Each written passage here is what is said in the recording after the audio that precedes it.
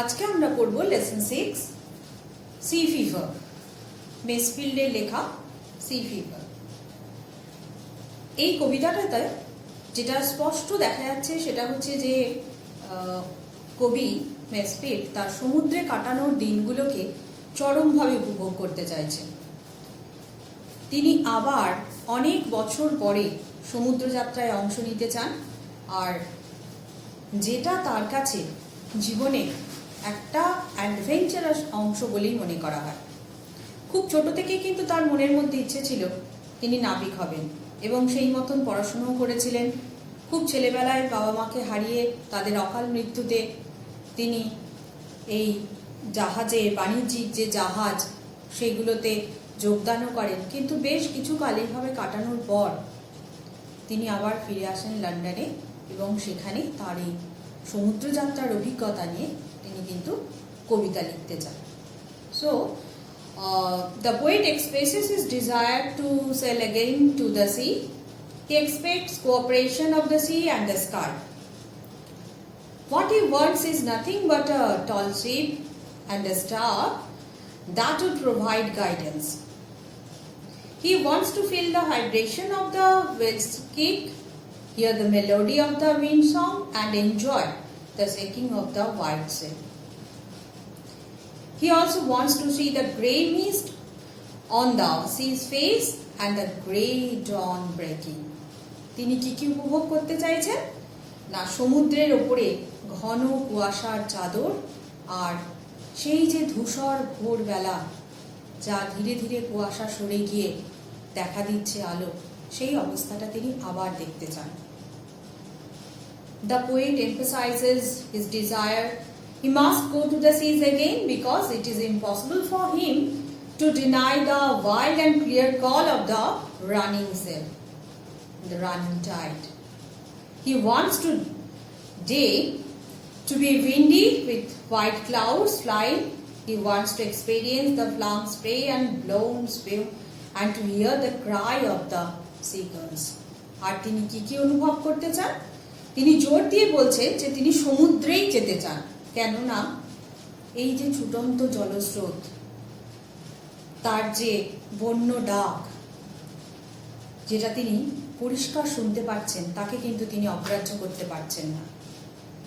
সাদা মেঘ ভেসে বেড়াচ্ছে এমন একটা ঝোড়ো হাওয়ার দিনে তিনি চাইছেন জলের ঝাপটা যেটা তার শরীরে লাগুক, আর সেই ফেনাও, সামুদ্রিক যে জলের ফেনা ঝোড়ো হাওয়ায় ছুটে আসছে, সেটাও তিনি গায়ে লাগাতে চান, আর শুনতে চান সেই গালের ডাক। আর কি, the poet also wants to have the fragrant gypsy's life on the sea, where the way is the way, the seagull and the whale and the wind is like a whetted knife. কি না, তিনি সমুদ্রে এক ভবঘুরে জিপসির জীবন পেতে চান, যেখানে তিনি দেখবেন কি না, শঙ্খচিল, ওয়েল অর্থাৎ তিমি, আর তীক্ষ্ণ যে শান দেওয়া ছুরি, যেটা সব শেষে কবি তার সহ নাবিকদের কাছ থেকে এই সমস্ত জিনিসগুলোর গল্প, এই তীক্ষ্ণ শান দেওয়া ছুরির মতন যে হাওয়া যেটা গায়ে কেটে কেটে বসে যাচ্ছে, সেইগুলো যিনি তার সহ নাবিকদের কাছ থেকে যেন শুনতে পান। তিনি প্রত্যাশা করছেন যে একটা স্বপ্নে ভরা সব কিছু শেষে একটা নিশ্চিন্ত ঘুম। He expects to have a peaceful sleep full of sweet dreams when the journey is over. খুব সুন্দর একটা কবিতা, যেটা মানুষের মনে, আমার তো মনে হয় যে কবির মনের একটা অন্যরকম কিছু হবার ইচ্ছে, যেটা তার ছোটবেলায় মনের মধ্যে ছিল, পরবর্তীকালে সেটা তিনি কাজে লাগিয়েছেন, এবং এই দীর্ঘদিন জলে থাকার অভিজ্ঞতা, যেটা থেকে ফিরে এসেও তার টান তিনি বহু বছর পরেও অনুভব করছেন, এবং এতদিন পরেও কিন্তু তিনি আবার ফিরে যেতে চাইছেন সমুদ্র যাত্রায়। বাবু স্টপ করে দিল। করিয়ে রাখলাম, বুঝলি তো? আজকে পড়ানো থাকলো, কালকে এটা আমার। Exercise 1, first answer white, number 2 seagulls, number 3 knife. তোমরা কিন্তু ফুল সেন্টেন্সে আনসার লিখবে, আমি কেবলমাত্র আনসারসগুলো লিখে দিলাম। Next activity 2, exercise 2, first false, supporting statement, and all I ask is a tall shape and a star to steer her by. Number 2, true. Supporting statement আমি একটু শর্ট ফর্মে লিখেছি, হ্যাঁ, for the call of the running tide একটু short form করে দেওয়া আছে, একটু দেখে নেবে তোমরা। Number 3, false. Supporting statement, I must go down to the seas again. Next, activity 3. Answer of the first question. The poet wishes to go when the dawn is breaking. Number 2. The poet prefers a windy day with the white clouds. Number 3. The poet prefers to hear a merry yarn from a fellow traveler. Then, the grammar. First, it is a very shocking sight. Number 2, I am sure that he will succeed. Number 3, Snehita is wise as well as brave. Next activity. Egyptian kings were called pharaohs. Tutankhamun, son of Akhenaten, became king at the tender age of 10. He undertook different building projects. After death, the king's dead bodies were preserved as mummies.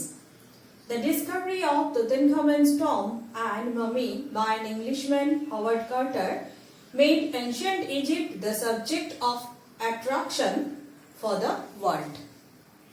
This is the summary. And next activity. এটা একটা report লেখা আছে about a burglary in Calcutta. Kolkata is no longer safe for living. This was proved again on Wednesday. A really daring burglary occurred in a flat at Salt Lake. It was a small flat where an old man lived with his wife. It was about 11 in the morning and the old man was alone in the flat as his wife had gone to bring medicines. The doorbell rang.